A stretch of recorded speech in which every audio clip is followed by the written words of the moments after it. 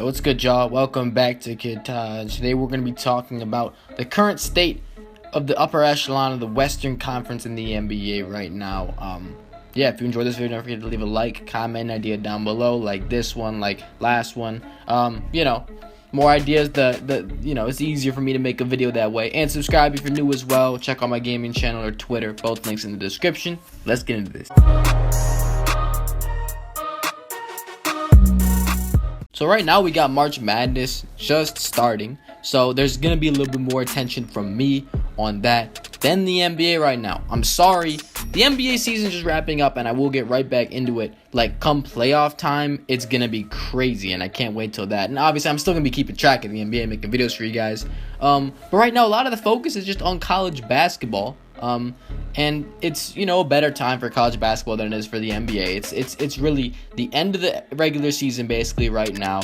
We know for the most part who's going to be where, which teams are going to make the playoffs and which teams are not going to make the playoffs. And then there's a few teams where we're like, oh, well, they could make it, they might not make it, whatever.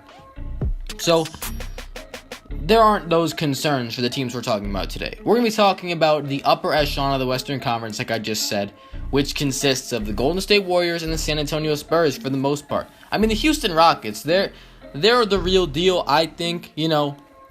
I had a lot of skepticism about the Houston Rockets for a while, but I'm coming around. I'm seeing, how that team plays as a squad, how, it's not just James Harden on that team. I mean, maybe he makes a lot of the stuff happen, but they can operate on their own, I think, and that's what sets them apart, from teams like the Thunder, who it's just Russell Westbrook. But I don't know. I don't think that the Rockets really have a shot at that first seed. They're pretty far out in the standings right now, 6.5 games behind both of those teams. So it would take a whole lot for them to get into that top two. Now the Spurs and the Warriors are tied. They have the 52-14 record each, but the Spurs being 2-0 against the Golden State Warriors have overtaken that first spot. Which is crazy because the Warriors have been in that first seed for so long, and I think a lot of people along with me have gotten just completely used to the fact that, okay, the Warriors are the best record in the NBA, the Warriors are number one seed in the West. Whenever you're making a list of best teams in the West or whatever, it would always start with number one with Golden State Warriors, and that was just it became a regularity, and now it's like I can't even believe that this has happened, but Spurs are in first place, technically. I mean, they have the tiebreaker, right?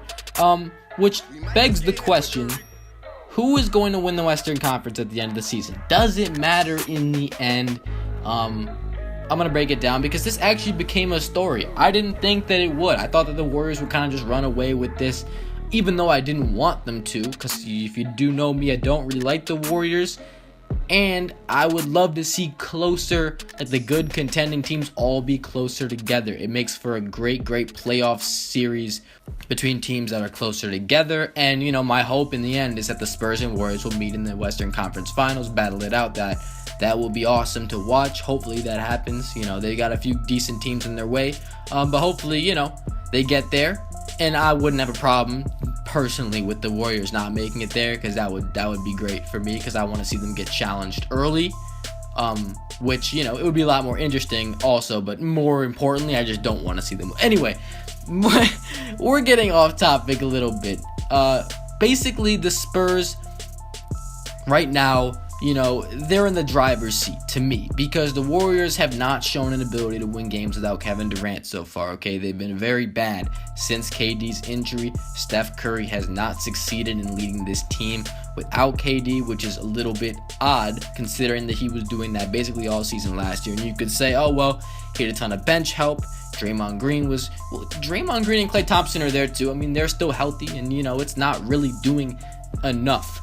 This team should not have lost 3 in a row. They should not have lost 5 out of 7. Okay, I know they rested players against the Spurs. I'll give them that one. But, they lost a bunch of games they should have won. They've gotten L's to the Minnesota Timberwolves, Chicago Bulls, among other teams. So for me, it's like, well, I really need to see if I'm going to believe in Golden State to take the 1 seed, like, they got to wake up. They play Philly tonight. That could be an easy win, or they might struggle to beat them. That's a real possibility, and they could even lose. We've seen them. We just saw them lost to the Timberwolves. I mean, okay, maybe the Sixers aren't that it's in Golden State, so probably Golden State takes this and they're favored by like 17. I was like, okay, that's a little bit much. I mean, I know they're the Warriors and they're the Sixers, but come on now. I mean, they haven't been that good. Anyway, the Spurs, on the other hand, they have been rolling, okay? They've won 9 out of the last 10 games. They've been on fire in the month, the last month before, February and March. They've been really good. They've been silently climbing back right up to where Golden State is. They get huge wins. They clutch out games. I mean, this team is a team that, if you face them in a series, they're a lot like the Cavs in this way. They can win a game in the clutch. If it gets down to it, they do all the right plays. They know exactly, who the ball is going to on the other end. It's like one of those teams, like I said, like the Cavs, that the Warriors do not want to play. And that's just because of the fact that the Warriors need to blow them out in order to win a lot of the time. And the fact of it is that the Spurs are not an easy team whatsoever to blow out. They're probably the least, them along with the Warriors are probably the two teams that you least see getting blown out. So it's like, to me, man, you really got to be on top of it. And the Warriors, they're not a good closing team. The Spurs are a team that could really hurt them in that last 2-3 minutes of a tight ball game. I mean, it's really gonna be awesome to see that. Interesting to see what happens in that situation. But for me, I think, even with the LaMarcus Aldridge injury, and this is actually, very unfortunate. Prayers out to LaMarcus Aldridge, by the way. He has some heart problem that's, I'm supposedly minor or potentially minor, but it's keeping him out right now. Hopefully he gets back on the court as quick as possible. Hopefully it's nothing. There's a lot more information about that if you guys are curious. Just look it up, because this is something that he has this problem that's, it's happened to him before. He's had times where this thing's come up. But yeah, that's also, that could potentially be a big deal. I mean, it's a huge question mark. They don't know when he's coming back. There is a possibility he could miss the rest of the season. Possibility. I don't think it's a very high possibility. But we gotta wait and see before saying anything.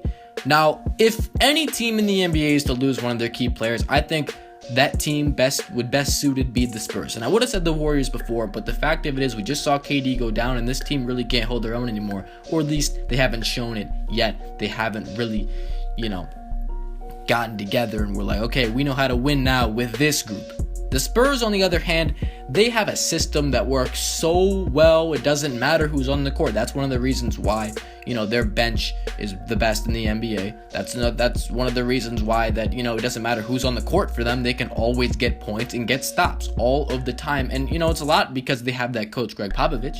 You probably know him. And he knows how to run teams. He knows how to adjust to other teams, okay? And you don't need certain players to do that. He can just get 5 role players out there and play like stars. We've seen it all the time. So if any team is suited to lose a star player, I think it's the Spurs. They still got Kawhi Leonard there, of course. And, they get to move the ball around a little bit more, which is, as we know, the specialty of the San Antonio Spurs on offense. I think that's going to be something. It's interesting to see what they look like without LaMarcus Aldridge, but I do not predict a huge downfall. That would just be uncharacteristic. So I think the Spurs finish off the season with a better record. And I will be interested in finding out when Kevin Durant is returning from this injury, because he could come back for the last few games of the season, or he could miss a round of the playoffs. I mean, nothing's certain here. It would be crazy to see him come back after 1-2 rounds. The possibilities are endless, honestly. You could say, he comes back earlier, but he's not ready. He doesn't play well, and they're not ready to play with him, when they play badly. And it could really screw up their rhythm, because they might get tired. They might, a team might take them to 6 or 7 games because they're just not ready to play, because they have to reincorporate KD. And he has to, get back to what he was doing. They could go to 7 games with a team like, I don't know, the Jazz, the Rockets, and then go ahead play a team like the Spurs and lose in that conference finals matchup. And, that could happen regardless, but I think it'll be easier to beat a team like that. So this actually could have, repercussions. and hopefully, you know, we get him back so we can have everybody with their full squads before the playoffs. But, you know, it'll be cool to see, you know, how these teams handle it. I do actually kind of like that the Warriors are struggling here. Not just because I don't like them, but it's just more interesting for the league. I mean, that's really what's good about the NBA. The interest is that's boosting everything for me. It's like, well, if it's more interesting, then I'll watch it. Then I'll be more interested in it, obviously. But, you know, if Kevin Durant's injured and they don't play well, it's just like this team isn't as good as they used to be. Well, they can be on the level of some of these other good teams so we can have some actual competition, which I like. Anyway, that's going to do it for this video. If you enjoyed, don't forget to leave a like. Who do you think is going to finish as the 1 seed? I think it's the Spurs. And in the end, I think it does matter just because home court, right? Like, you know, they get home court against the Warriors, Oracle Arena. You know, Warriors could win a ton of games at Oracle Arena. I think they win more games there in the playoffs than they would on the road. So, yeah, I think that would be crucial. Yeah, what do you guys think? Who's going to get first seed? How big of a deal is it? Comment idea down below for a new video. Like if you enjoyed, subscribe if you're new, and I'm out. Thanks for watching, y'all. Peace.